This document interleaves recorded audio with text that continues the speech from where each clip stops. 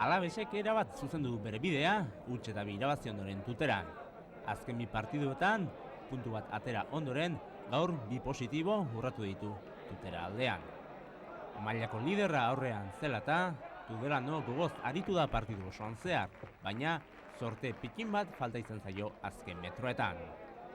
Gaurko partidua oso garrantzitsua zen Arabarrentzat. Azken bi partiduen ondoren kritika ugari jaso dituzte eta gaur aukera paregabea zen hoiek isiltzeko. Tudelano jotake aritu da golema lortu asmoz eta jokaldi horretan Nafarrek penaltia eskatu dute.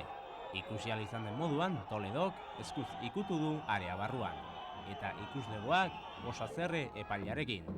Irudiotan Nafarrek aurrez prestatutako jokaldia, Duran lehenak jaurti eta bikain gelditu du Xabier Atezainak.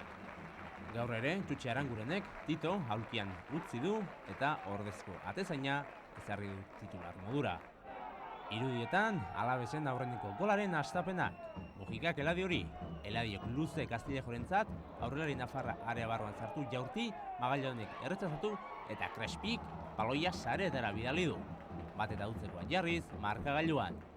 Normala denez, jokalari arabarren artean potza. Crespik gaur, gol garrantzitsua lortu du berarentzat azken partidotan kritika ugari jaso baititu. Eta Alabesen jarraitzaren artean ere poza. Gol honen ondorioz, Alabesek oso ondo jokatu du kontraerasoan. Irudiotan aukera paregabea Arabarrentzat, baina Magallon Atezaina bikain ibili da Castillejoren aurrean. Tudelano nola ez, aurren uztian da berdinketa lortu asmoz, baina ez du fruiturik lortu. Eta jokaldi honetan Alabesen bigarren golaren hasiera duzue.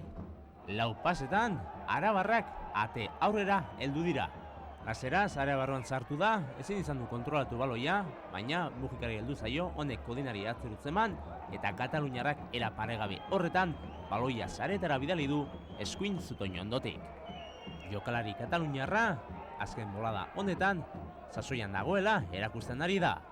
Eta nola ez, Gasteizko gehiarritzaren artean poza. Partiduak ez du gehiagorako eman. Garaipen honekin, Alabesek krisirik ez dela egon erabat argi utzi du.